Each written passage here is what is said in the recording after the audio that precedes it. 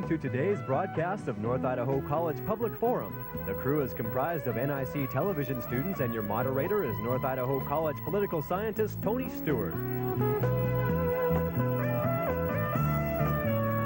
For the next 2 weeks, we're going to be discussing a very important subject, and that subject is the effects that the Soviet Union has upon the Jewish population. We're going to talk about anti-Semitism in the Soviet Union and the long struggle of the Jewish people in that country.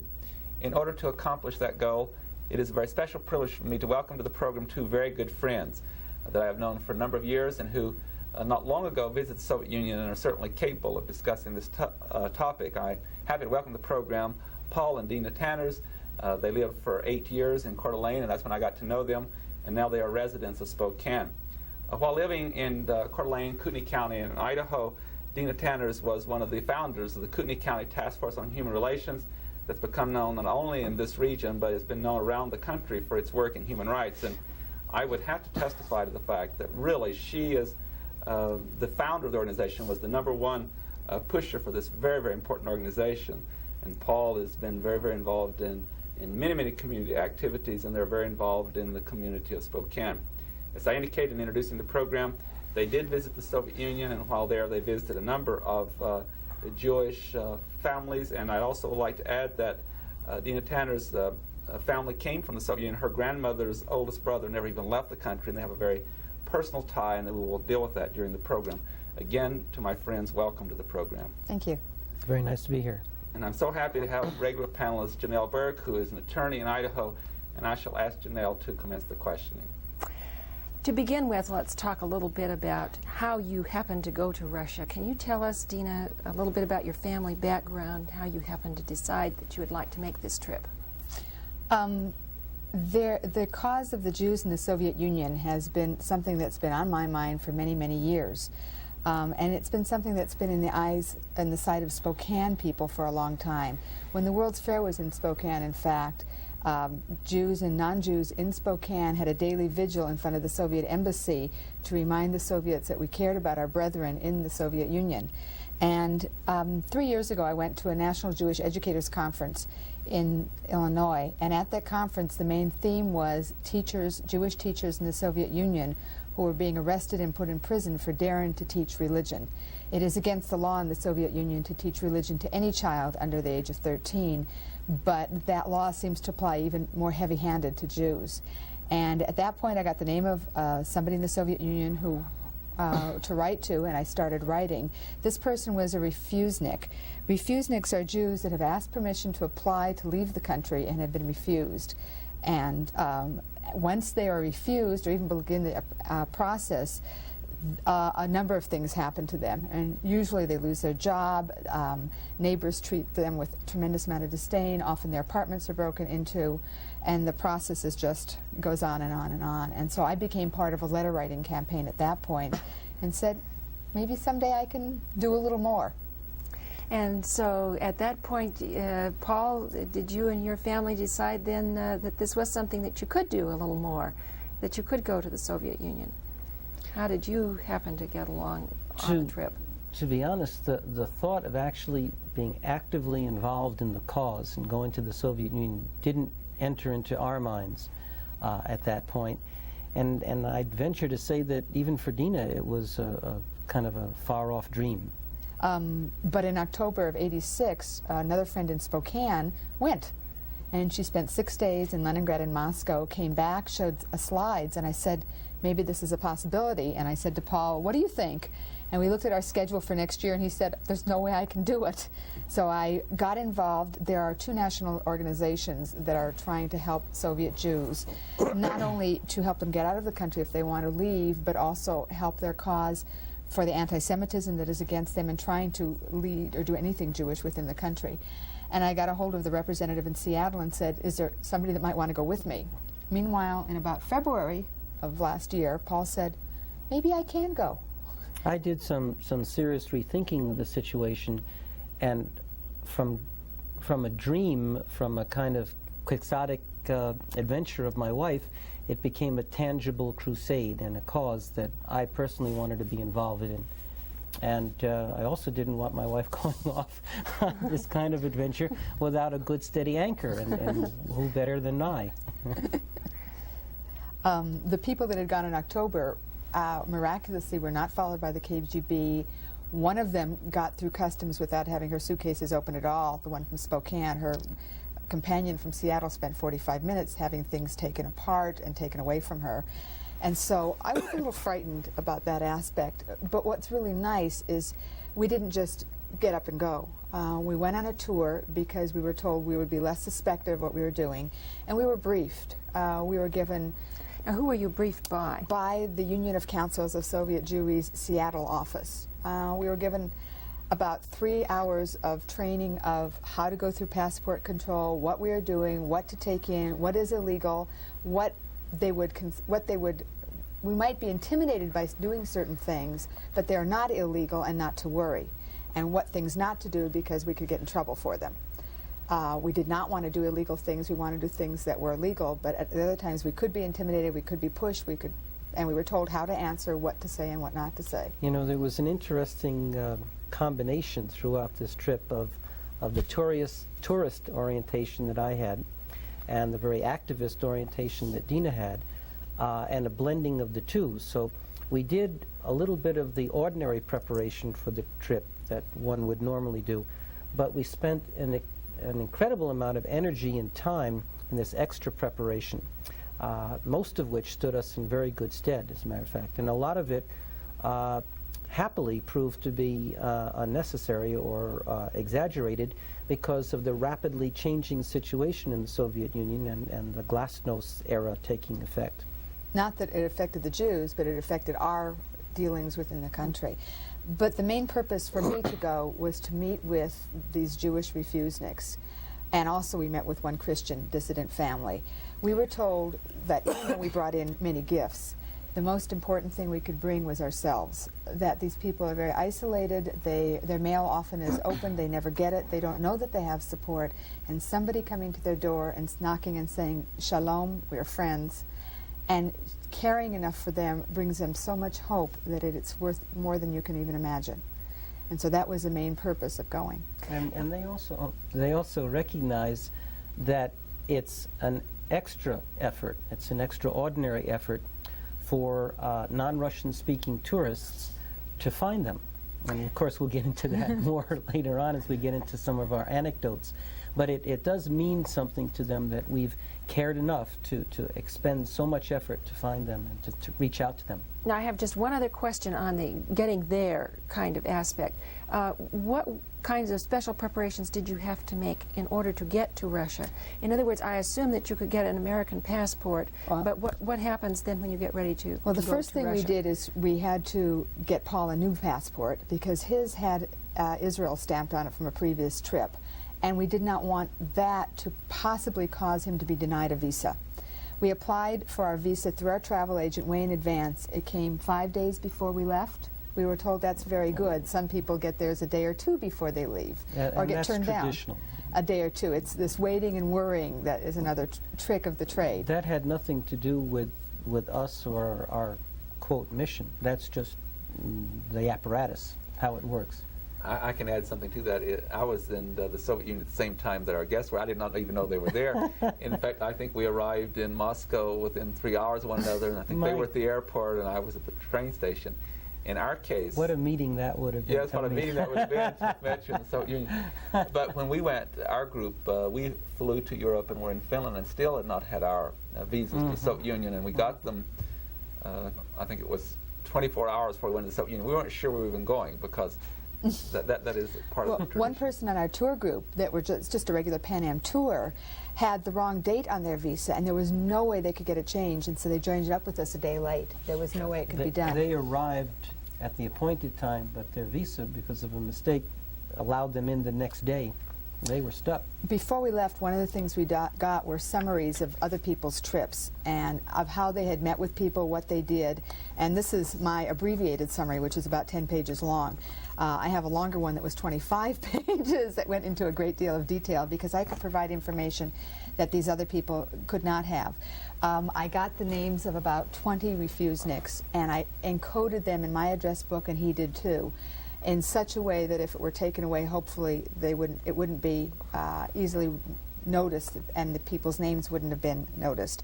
Unfortunately, somebody who heard me speak in Spokane later went and took a typed list. In fact, this list of everybody's address we had asked people to write, left it on the top of her suitcase, and this was last August or September. Very famous person in Spokane, and it was confiscated, and I don't know what happened if these people were harassed because of it.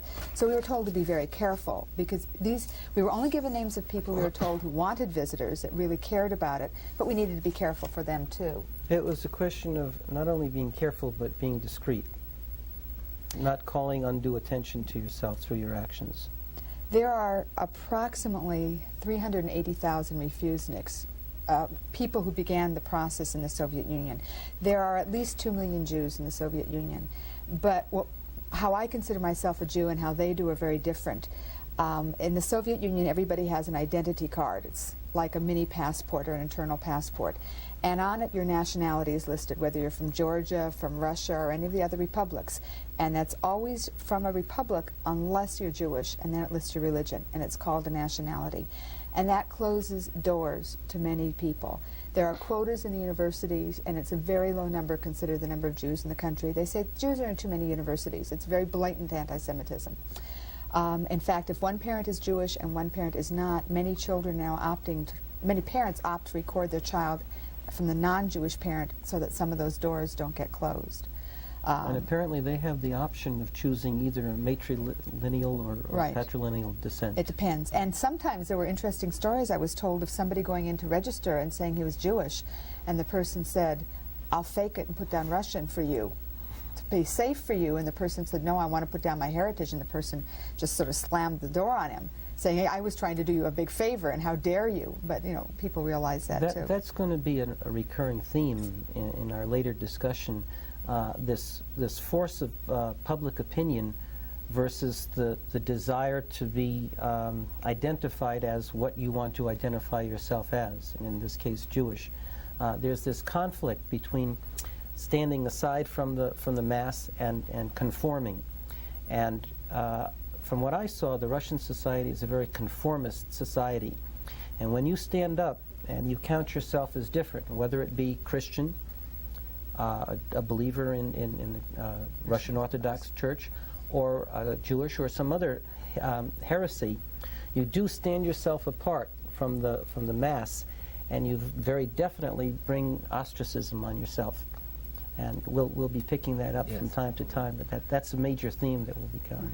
After the Six-Day War in Israel in 1967, there was a rise in Judaism as a feeling, or a national feeling, among many of the Jews in the Soviet Union.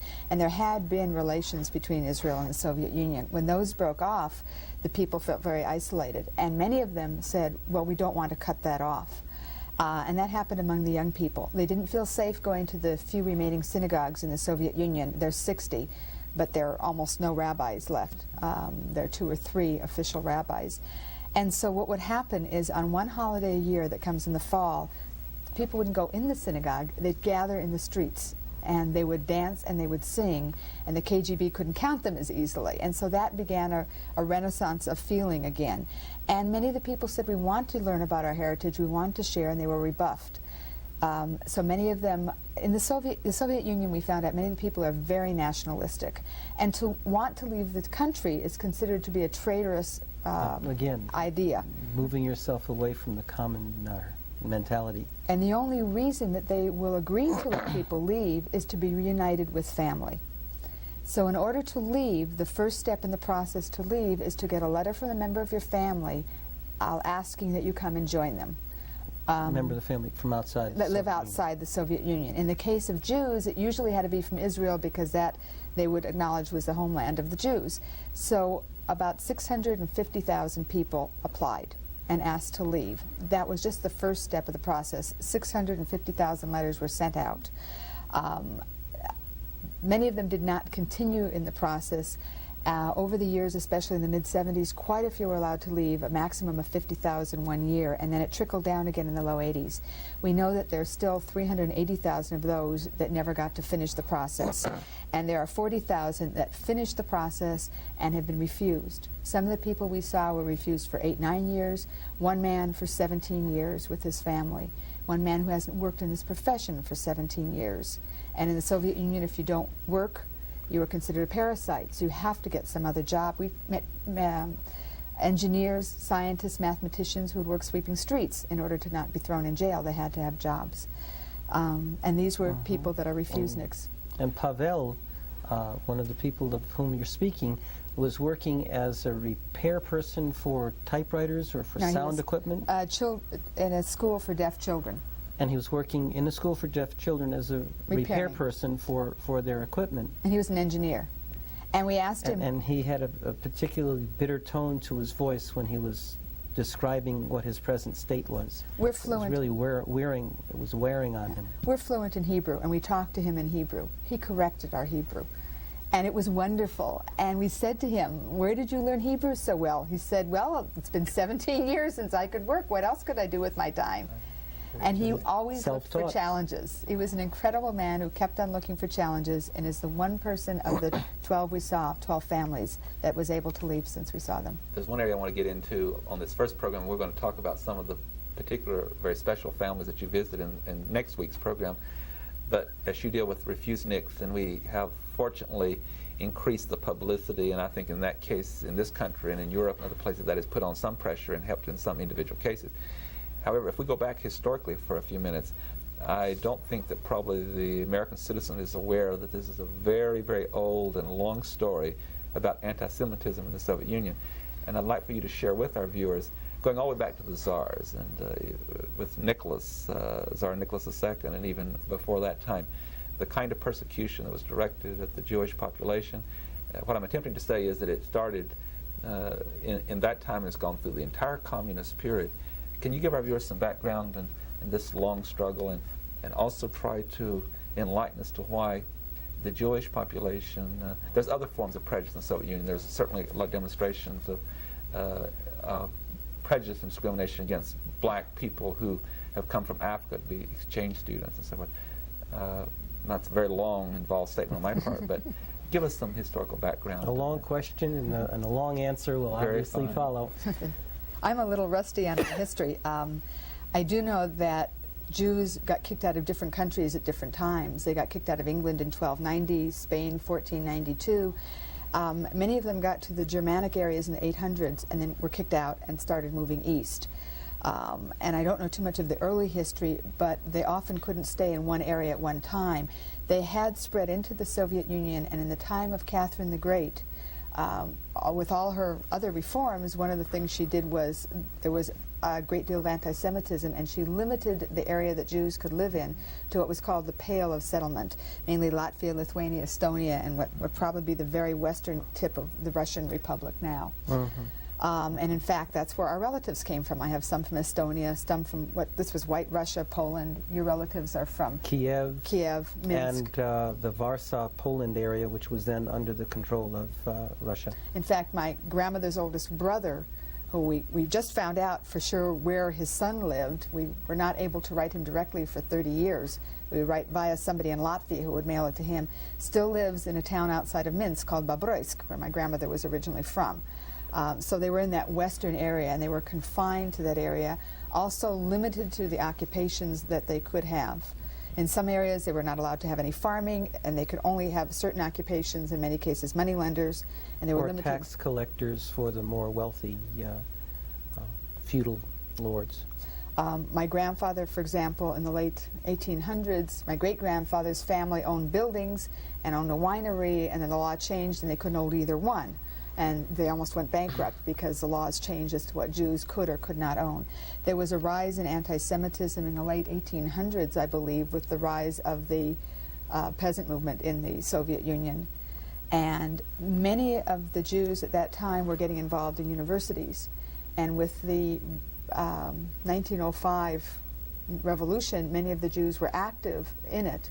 And at the same time, there was a rise in pogroms, which was police-sanctioned actions against the Jews. If you remember from Fiddler on the Roof, right after the wedding scene, the police man comes in and says, "I'm sorry, but," and then they turn all the tables upside down. It's a mini example of it. And many of the Jews who wanted to be involved in the revolution at that time said, "I'd rather save my own life," and either went to Israel and were very active in or Palestine, or some said the heck with it and came to the United States, many of which did not, obviously. Do you want to add something? Yeah, now that you've gotten me to the 20th century, Okay. I can pick up the beat from there. But I'm not sure that we're directing our answer to your question. Yes, you definitely are. Okay. That is the kind of evidence that I'm pointing to of how terrible the anti-Semitism has been in the Soviet Union. And just bring us a little bit through the 20th century, and then I have another follow-up question that deals with how the government has operated to try to disguise this activity of anti-Semitism. Okay. Well, the anti-Semitism in the Soviet Union has manifested itself on the local level, on the various autonomous regions, and then right at the very top. And one of the big problems for the Jewish population at the turn of the century was the conscription policies into the Tsarist army. It was necessary that all male children go into the army, but there was a disturbing trend among Jewish males. They didn't tend to come back out of the army, whether there was a war on or not. Either they would not come out, make it out, or they would come out forcibly converted. And the other thing that they did is they didn't draft them at 16 or 18.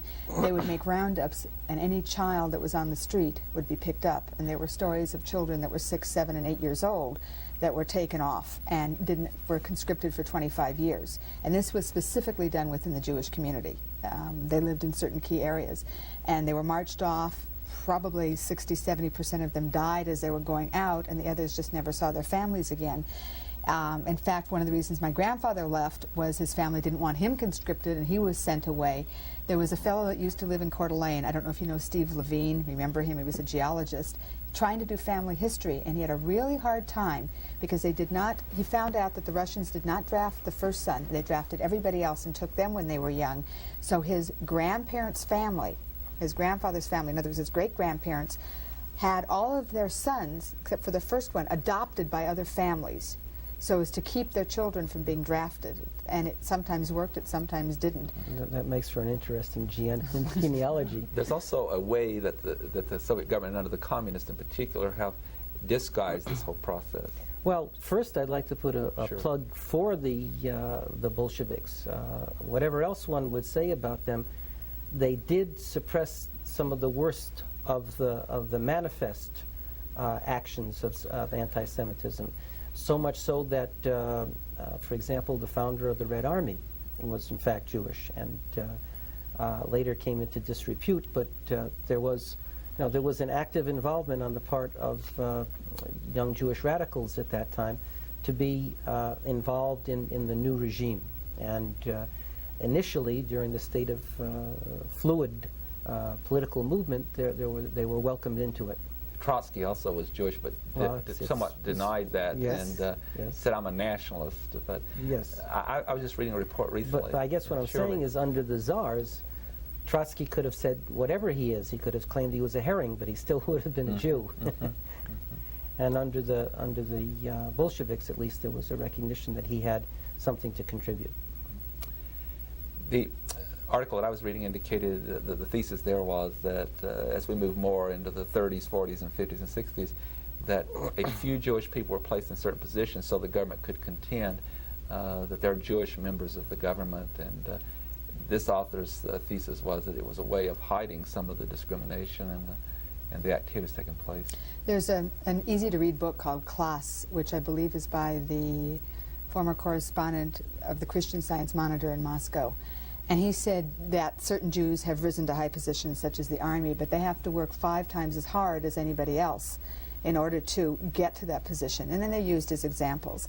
Another one is a man named Zivs, who one of the groups that was in Coeur d'Alene at the Attorney General's meeting is the group that he's head of. And he's used to be pointed at. See, we have a Jew in high position. He actually heads the anti-Zionist committee. It's an official government policy in the Soviet Union, and it's an embarrassment for me to have him labeled as a Jew. He's working overtime, but on the wrong side. Yeah, yeah. And I thought this author I read was getting at the same point. Janelle? Talking again about the refuseniks, isn't it very much of a dampening effect on people's applications to leave when they are treated this way if they are refused? And can you comment a bit about why people would continue to ask to leave? First of all, why do they want to leave? Secondly, what happens when they are refused in a number of times? Many of the people want to leave because they've gotten to a point where they just cannot live as Jews in the Soviet Union. You cannot teach your children religion until they hit the age of 16, and in the schools they're taught anti-religious propaganda. If you are Jewish, as one child pointed out to us, they are singled out by other kids. The kids talk to them in nasty ways. They're often harassed on the way to and from school. Teachers talk to them in a very disdainful way. It's hard to be there, and especially for children. It's insidious. You really don't know when it's going to crop up and bite you. And so generally a whole family wants to leave. Oh, yes. And makes the application. And if you... And the whole family is refused. Right. And if you want to, when we're talking about religion, when I'm saying about being Jewish, the main emphasis in the Soviet Union is you cannot go to a synagogue and pray and come back. There's no such thing as youth organizations. When I speak at schools here, I say there's no such thing as CYO, there's no such thing as Young Life, or anything like that. It would not be allowed. You cannot gather in somebody's house and talk about religion. It is against the law to do things like that. You cannot talk to anybody else. You may be giving them bad ideas. Let me emphasize, that's all religions. All religions. And in terms then, if someone is refused, what reason does the government give for refusing them? There are many reasons. And part of this problem is, as you started to say, refusing certain people makes other people fearful of applying. Because unless they have a key job, they're usually taken out of their job. Their neighbors ostracize them. This friend who went 6 months before us knew of people who were living in a communal apartment. Some housing is still very difficult in Moscow. And they shared a refrigerator, and the people in their apartment salted their meat so it was inedible once they were refused. You know, things like that do happen. Let's think about that for a minute. On the other hand, when we talk about pressures in the workplace or the school, that's one thing, and pressures in the street and in your own dwelling from your neighbors. But if you can't even get away from it in your own space, that's really and tough. So often some people are made as examples so that others, even if they want to leave, are cowed into not even trying to apply. That's why we don't even know how many really do want to get out. The ones that apply and are refused tend to get extra courage and keep on trying. And they have built a network. We did meet 2 or 3 families that were not involved in a network, and that was the saddest situation of them all. But those that have been refused for 9, 10, 15, 17 years do have a network, and they are very much supportive of each other. I have to interrupt at this point. I wish we could continue, and we will. We'll continue next week. I thank both of you for being here, and it's been very, very informative, and as I indicated, we'll pick up on that next week. Ladies and gentlemen, our guests have been Paul and Dina Tanners, and they recently visited the Soviet Union, and they're talking in particular about the refuseniks and also the anti-Semitism that one finds in the Soviet Union. Next week, we're going to talk about some of the families they visited and what they found out. Until then, please have a good week. I am Tony Stewart.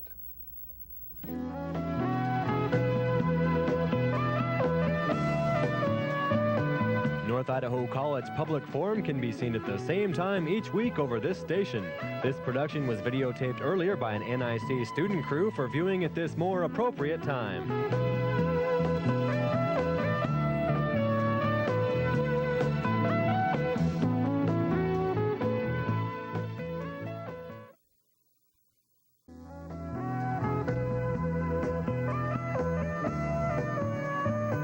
Welcome to today's broadcast of North Idaho College Public Forum. The crew is comprised of NIC television students, and your moderator is North Idaho College political scientist Tony Stewart.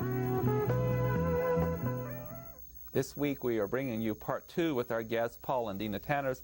They were with us last week, and we had a very fascinating discussion of their visit to the Soviet Union. They particularly were there to visit with refuseniks and to look at the problems of the Jewish community and the anti-Semitism that has been in the Soviet Union for so long. They've been so gracious and agreeable to be back with us to continue this discussion. And this week we want to particularly talk about the issue of refuseniks as they saw it and the families that they visited. They both have a very wonderful background in promoting the dignity and the equality of all human beings. And I do want to point out once again this week that Dina Tanners, when she lived in Coeur d'Alene, she and Paul, for 8 years, that she was really the person that spearheaded the creation of the Kootenai County Task Force on Human Relations. It's done tremendous work, not only in the Northwest, but has been recognized across the country. And I want to take this chance to publicly thank her for that. Without her, I don't think that that organization would have been here and been able to do what it's done with a lot of other leaders that have followed. You are to be commended. Thank you. It will be a life work that will be left and affect many people. And I'm very happy to welcome regular panelist Janelle Burke, an attorney in Idaho, and I shall invite Janelle to commence the questioning. For the benefit of those people who may not have been with us last week, would you please again define what a refusnik is, and then we'll go from there into some questions about refuseniks. Paul, would you like to say what a refusnik is? How does a person get labeled with that kind of a name? Well, a refusnik really should be a refusednik, in the sense that it's an individual, and very frequently a family, that has applied for permission to leave the Soviet Union and to emigrate to Israel, which is recognized at a certain level by the Soviet authorities as the homeland for the Jewish people.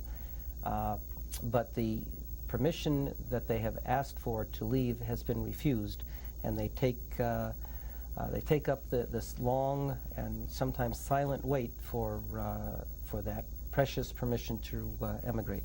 And how many refuseniks would you say there are approximately at this time in the Soviet Union? Currently, there are 40,000, but that really isn't a true picture. It is a very difficult process to apply to leave, and takes many months to fill out all the correct forms, to get the right letters. And we know that of the Jews, there are over 2 million Jews in the Soviet Union. Over 480,000 of those still there began the process by writing and asking for a letter from a relative inviting them to come to live in Israel or wherever.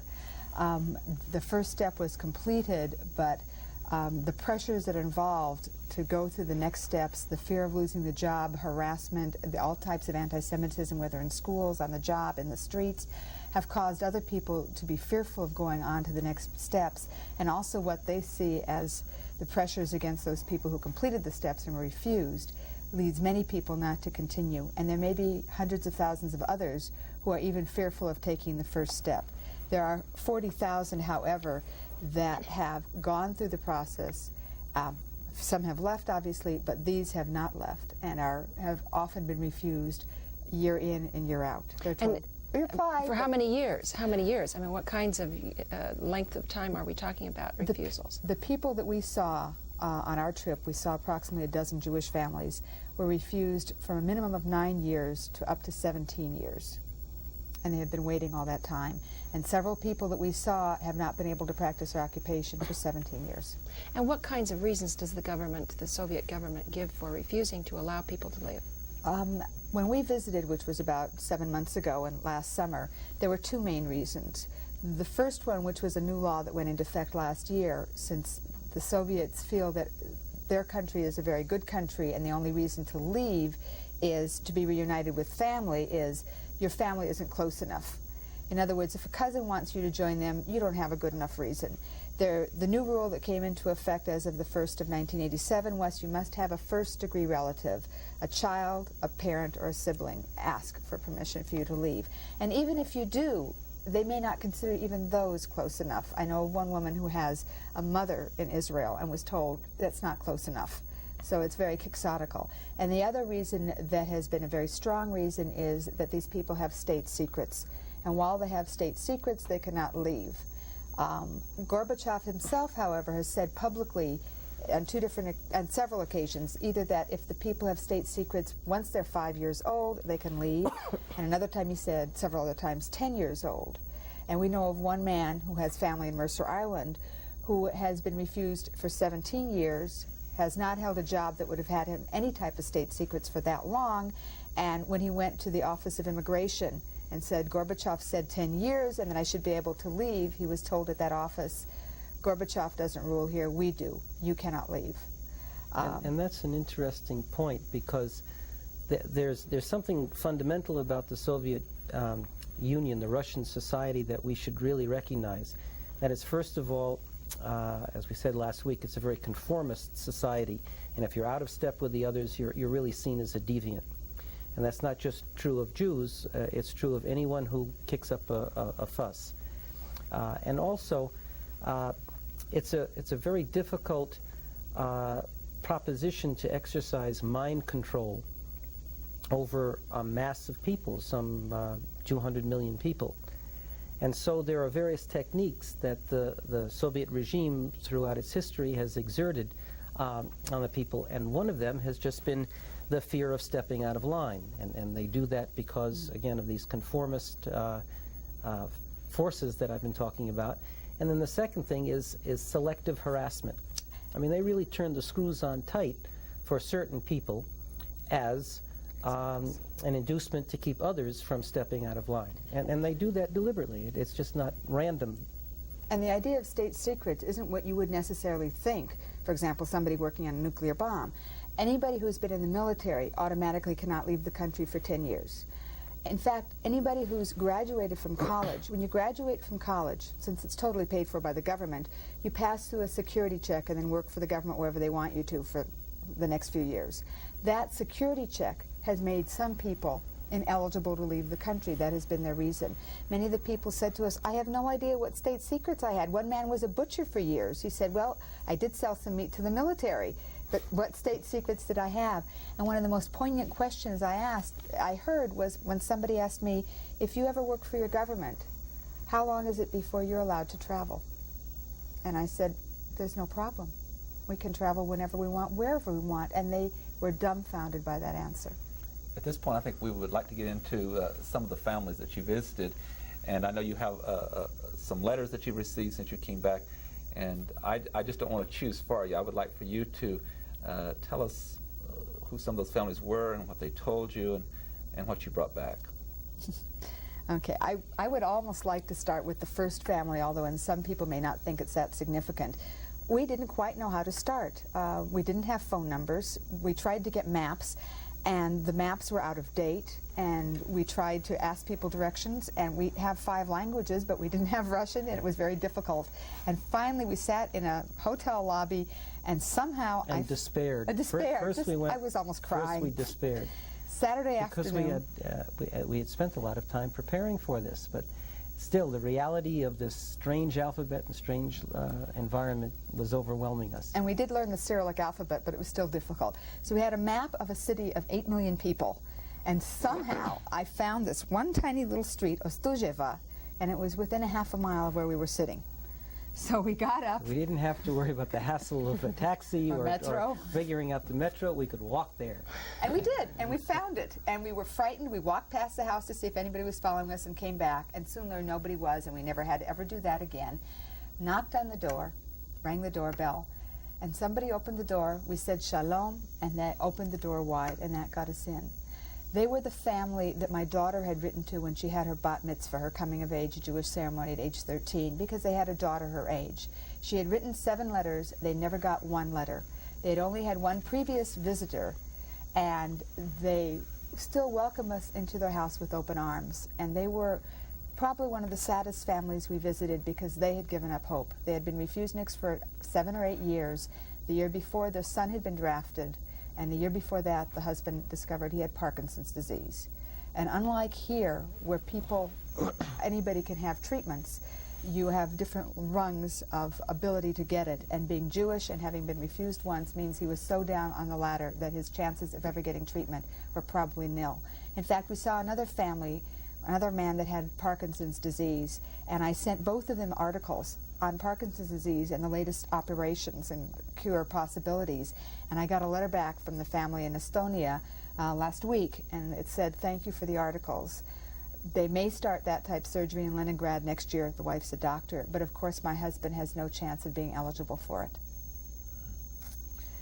I know that recently I got the great privilege of coming over to Spokane to the synagogue when your son had his bar mitzvah, and I know that when you were in the Soviet Union, you found a family that was the same age as your son. I have a photograph that we're going to be showing in a moment, and I would really like you to tell that story. That's a very special story, and I know at that program at the synagogue that you honored this young man too. Would you tell us that story? And I'm going to hold up the photo of this particular young man. Since our son's bar mitzvah was coming up, and it was in January, February of this year, we decided to try to look for a boy that was his age.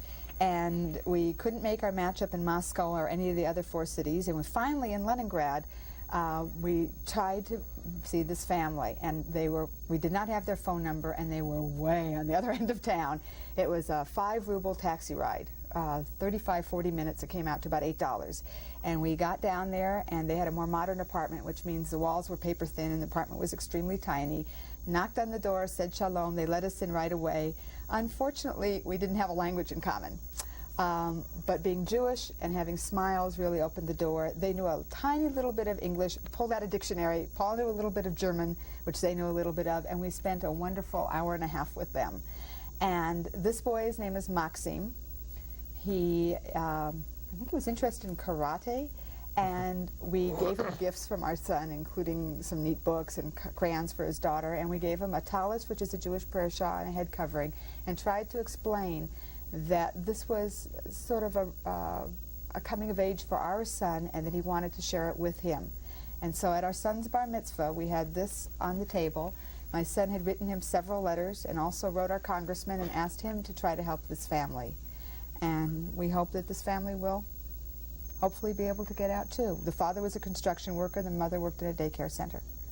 Very nice people. And the grandmother spoke to us in the international language of food, insisted we eat her cooking, which of course we did. It's a very special story. There's one other one I would like for you to share before I return to Janelle Burke. You have a postcard with you, and I thought that message, when I saw it, was a special message. You might give us the story behind that and then read that card to our audience. I had a contact in Leningrad, and he said, there is somebody you really need to see, somebody who desperately needs visitors. So I said, fine. And I got to meet Elena Kais and her husband George. Elena was the only woman I met in the Soviet Union who we talked to who wore pants. Women are very traditional. They all wear dresses and skirts, sort of in the old-fashioned style. And she wore pants, and she was slender, and she also smoked, which I said, oh, phooey, I'm allergic to smoke. She apologized and said her life has been so pressure-filled that she started smoking. The minute she steps foot in Israel, she will stop. Her story dates back to the mid-1970s, when her sister got permission to leave the Soviet Union and was a violinist in the Leningrad Symphony, as was their father. The sister was not allowed to take the violin out of the country. It was considered property of the state. And the mother knew that if she couldn't take her violin, she couldn't play well. So the sister left, and the mother had a friend in either Yugoslavia or Czechoslovakia who came to visit, bought a violin, traded, and then when he went home, sent the daughter, Anna, the violin. KGB found out about it 3 months later, and the mother was arrested and put in prison and ended up in a psychological hospital. 60-something, 60 how? She was in her mid-60s at the time. Meanwhile, they managed to get the father to Israel, but Elena and her husband stayed behind, because when people are in prison, if they don't have outside support, they usually languish and die. So Elena stayed there with her husband and their son Andrei, so that the mother would get the support. She did get out in 1978, 79, and her health was totally broken. They got her health back somewhat, and she was allowed to emigrate to Israel. And then this family, Elena and her husband, applied to leave, and they were refused, told that she had state secrets. And she says, I didn't ever do anything. I don't know what it could possibly be. But she says, I'm never going to work for them again, and does typing in her home so that she'll never have a reason to have state secrets. We talked for about 2 hours. In fact, about 2 years ago, her story was in Insight magazine. Her father was desperately ill with cancer in 1986. There was an international plea to let her go and visit him. It was ignored, and her father died, and she never got to see him again. Her mother's health has been broken, and she's in and out of hospitals and cannot understand why her daughter cannot get out. And here Elena is. We spoke quite a bit, and when we came back, we asked people to write letters to her and to many of the other people we visited.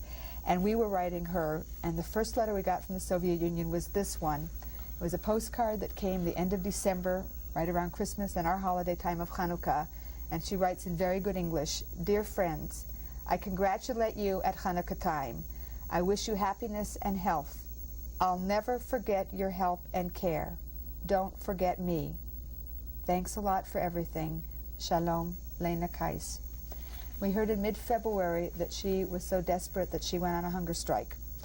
Her sister's request, she stopped it. In March, she went on another one as part of a group of women who are so desperate that they don't know what to do next. She did meet with Schultz, and I just saw that a couple of weeks ago, a couple of senators who went over met with her. And it's a case that I just, every time I think about her and read this letter, tears come to my eyes. And if anybody out there would like to write her, I'd be glad to supply the address, any help that we can, especially with the summit in Moscow coming up. Any requests and help that we can put on our government and on the Soviet Union will help greatly. This government has been very supportive of refuseniks. In fact, while we were in the Soviet Union over the 4th of July, we met with people who had been in the U.S.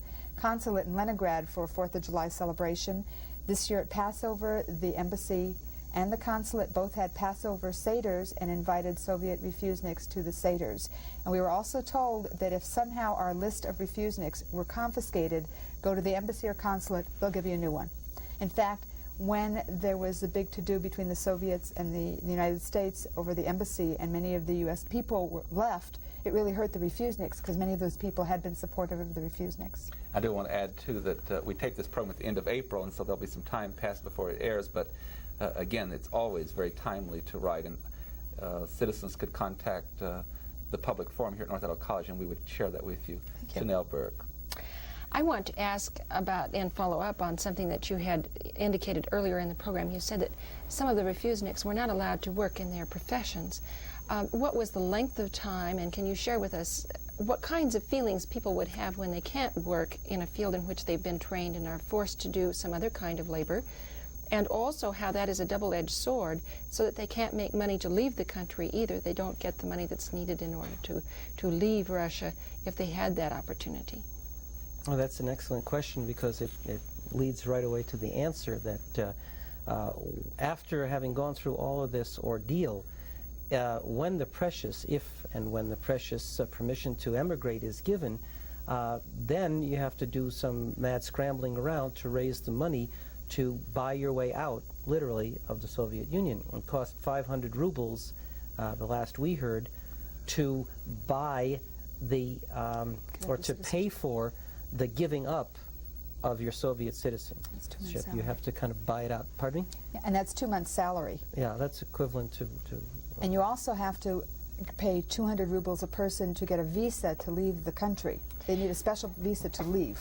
So you're talking about each one of them, say there was a family of 4, and that might include 2 children. That would be you your would have income. Yeah, okay. And so you'd have to have saved that amount of money in advance in order to One leave man the I country. met, Ilya and his wife Luda Simovsky, had a very unusual story in that the wife was denied permission to leave because of state secrets, but the husband, the wife's mother, and their daughter was allowed to leave. And they didn't know where to go. I was sitting in his apartment, and he said to me, should we go to Israel or the United States? Give us advice. He said, we want to go to Israel. I have a job offer, but I've been told that the help and the pressure is better if I go to the United States. And I couldn't answer him, but when I came back, I called people and said, how do we answer him the best? He had approximately, he was lucky, he had 12 weeks. Sometimes people have a week, sometimes 2 weeks to leave. And his mother had died, left him some money, but he had a collection of Benny Goodman records. He loved Benny Goodman, and he was going into town because somebody had offered to buy them from him so he could raise enough money to leave. And of course, he could not take many of his belongings with him. It cost too much to ship them. So many of the people who leave with very, very little, just a few suitcases. Now, how about someone... I never did answer your question, Janelle, who had been there a number of years. Reactions of people to this pressure and not being able to work in their fields. I guess one of the things I wanted to say is that between our two societies, one of the big differences is that we have rights that are constitutionally guaranteed to us. In the Soviet Union, the only rights that a citizen has are those that are specifically given to the citizen by the state. And they're very specific and they're very circumscribed. And so over time, you kind of have the I'll fight them and they'll never wear me down type of attitude. And then you have the others who just say, nichavo, it doesn't matter. I'll take it. there is a very accepting attitude as well. And it's hard for me to kind of describe either of the two. There's kind of this super bravado and defiance on the one hand, and on the other hand, it's just a kind of resignation. Do people sometimes become bitter at having lost something that they had trained for? And can you give an example of someone who had waited for a number of years and not been allowed to practice their profession, say an engineer or someone of that nature? I met a man named Evgeny Len in Moscow, in Leningrad, who had been imprisoned for his demonstrations. In fact, there's a very good book called The Jews of Hope that tells his story about his trial. And he was a mathematician, taught on the college level. And he had not been allowed for 9 years to teach. However, in the past few years, they had allowed him to tutor in his home. And now, with the Glasnost they're opening, they're letting more people do private enterprise. But while I was there that morning of the day I'd been there, he'd been called in and told he could no longer tutor at home. Those laws only applied to people that had a regular government job. And he was resigned, tossing his shoulders up, and not knowing what would happen next. He also, while we were there, there was something else. There was a loosening of certain things. Instead of the constant harassment of breaking into apartments, being followed, having their telephone wires cut, interrupted, all their conversations monitored, being called into the KGB or other offices, they were almost being left alone. They were being neglected, but still not being allowed to do anything. So there was a little bit of hope in that they were being left alone. People were allowed to go visit them without being harassed too, because people had actually tried and they were told, we're not going to let you stop us. But they were being neglected, so they didn't know whether to have hope or not. There was sort of an in-between what's going to happen next feeling. It kind of mirrors the entire Russian reaction to Glasnost. And one of the great quotes that you heard was, how do you feel about Glasnost and this loosening attitude? Well, we don't know what to feel because we recognize that tomorrow we could wake up and it'll just be back maybe worse than it was before. That was a quote from the Christian family we visited. And they're hopeful, but they don't trust it. They don't trust the situation at all. What kind of conversation did you have with the Christian family as far as persecution and denial of, I know too from studies that I have seen that, as you indicated earlier, I believe on our first program, that people who are religious, whatever that religion may be, they're not members of the party and of the government, they don't teach at the university level and so forth, but did you see some differences with... I thought you'd never ask. Vladimir and Tatiana Porish were the family that we visited, and at the time that we visited them, they had 3 children. Vladimir's story is one that has to set the teeth on edge of a Communist Party member and a true believer in the Soviet system. The reason why his case is so galling is because both of his parents are university affiliated. One, I believe, even teaches Marxism. And he himself was given an education by the state at the University of Leningrad. And he went through their language program and became a skilled teacher of French. And somewhere along about his 23rd birthday, Vladimir fell off the wagon, as far as they're concerned, and he fell under the influence of an individual who had a religious calling and who instructed Vladimir in the Russian Orthodox faith. And this was just a tremendous opening up for Vladimir. But at the same time, it was an act of heresy against the regime, and it got Vladimir into a great deal of trouble. He got involved in a study group, and the study group decided to publish a report on the state of religion in the Soviet Union. They had no access to ditto machines, Xerox machines. They're not open to the public, so basically they typed 12 copies. They were basically considered crimes against the state for doing this, and he and others were given 8-year prison sentences. He also was... What they did is they put him up on trial, and they literally threw the book at him. I mean, he got not only the 8-year prison sentence, but an indefinite period of time of internal exile and just about everything that the Soviet law would permit them to do. And again, he was being singled out as being a heretic. He was in prison with Anatoly Sharansky, who's gotten worldwide acclaim, and both supported each other. In fact, they both have young children the same age. They both got out at the same time, and their wives got pregnant again. And he said that Sharansky helped save his life by the work together. His wife did not get to see him for 5 years.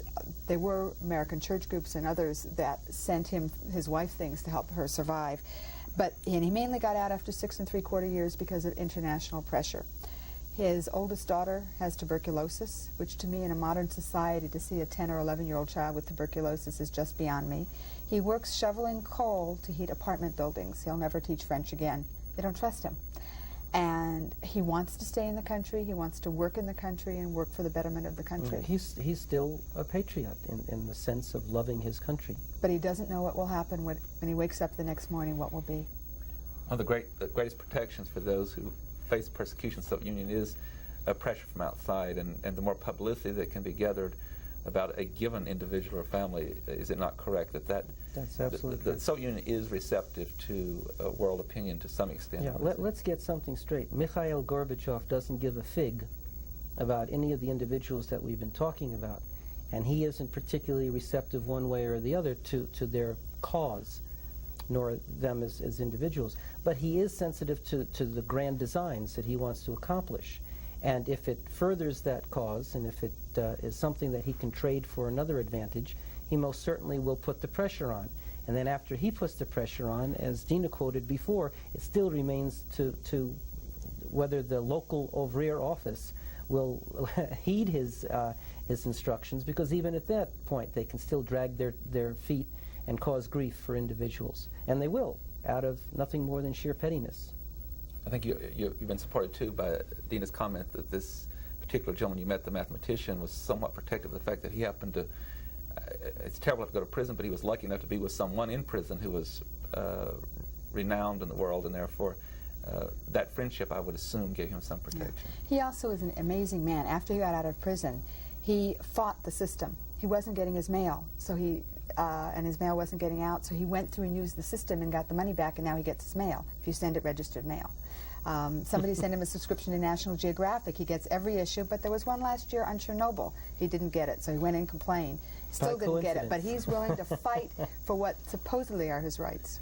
On that note, I must bring the program to conclusion. On behalf of Janelle and our staff, I thank both of you very, very much. We've had 2 most informative weeks, and you were so good to come and share this with our audience.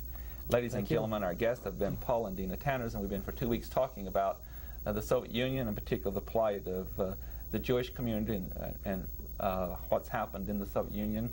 I know you've enjoyed our programs, and let me invite you to be with us again next week at this same time. Until then, please have a good week. I am Tony Stewart.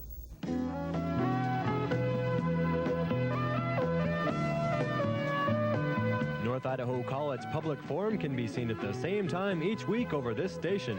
This production was videotaped earlier by an NIC student crew for viewing at this more appropriate time.